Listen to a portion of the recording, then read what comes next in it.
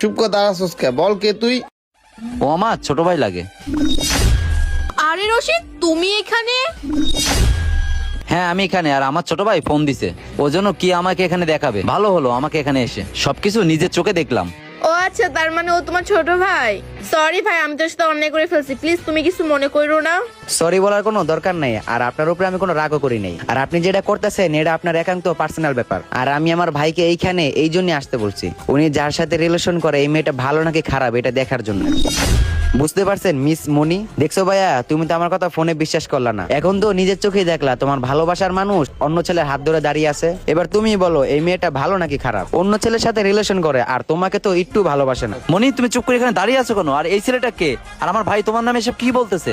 আর রশিদ, ও তোমার ফ্রেন্ড ছাড়া অন্য কিছু না। কেমন ফ্রেন্ড তোমার যে এতটা ক্লোজ? আমার তো কোনো মেয়ে ফ্রেন্ড নেই যে এতটা ক্লোজ। ফ্রেন্ড হলেই কি হাতে হাত রেখে শরীরের সাথে ঘষাঘষি করে নাকি? বুঝতে পারছো? আর আমি খুব ভালো করে জানি তোমাদের দুজনের মধ্যে কি চলতেছে, আমাকে বোকা বানিও না।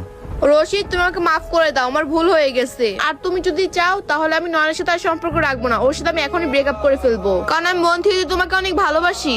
ভাইয়া ভুল করো তুমি, আর এই মেয়েটাকে কখনো মাফ করো না। যারা মানুষকে ঠকায় তারা জীবনে কখনো ভালো হইতে পারে না, কারণ তাদের এটা অভ্যাস হয়ে থাকে। এখন উনি বলতেছে এরকম কাজ আর কখনো করবে না।